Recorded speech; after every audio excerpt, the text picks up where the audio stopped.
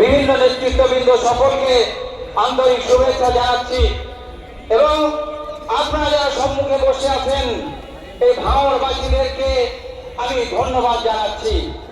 কারণ এই ভাঙড়বাসী যে পথ চলা দেখিয়ে দিয়েছিল, যে বীজ বপন করে দিয়েছিল, সে বীজ আজকে প্রমাণ করে দিচ্ছে শাসক দলের নেতা যারা আছে দিদিমণি আজকে বাধ্য হচ্ছে তার নাম দিতে। তিনি ফোন করেছেন যে নওশাদ সিদ্দিকীর নাম নেবেন না, কিন্তু বাধ্য হয়েছে নওশাদ সিদ্দিকীকে নাম নিতে। আর তার যার ভাইপো অভিষেক ব্যানার্জি, আমি শুনছিলাম একটা এসে মাত্র 26 মিনিট বক্তব্য রেখেছে, সেখানে 47 বার নওশাদ সিদ্দিকীর নাম নিতে হয়েছে।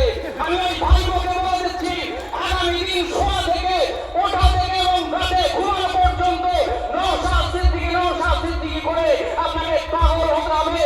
কারণ এই মানুষটা সকাল থেকে শুরু করে রাত 1টা পর্যন্ত তার অপেক্ষায় মঞ্চ থেকে শুরু করে রাস্তার ধারে মহিলা পুরুষ সবাই দাঁড়িয়ে থাকে একবার দেখার জন্য। কারণ তিনি এই 5 বছরে বিধানসভা থেকে শুরু করে মাঠে ময়দানে মানুষের অধিকার রক্ষার লড়াইয়ে যেভাবে তিনি এগিয়ে চলেছেন, আগামী দিন মানুষ তাকে গ্রহণ করে নেবে এবং ভাঙড়ের মানুষ নিশ্চিত তাকে 29 এপ্রিল খাম চিহ্নে ভোট দিয়ে বিপুল ভোটে নির্বাচিত করবে। এ শপথ ভাঙড়ের মানুষ নিয়েছে, ঠিক না? তাই আপনাদেরকে বলবো, যাকে আজকে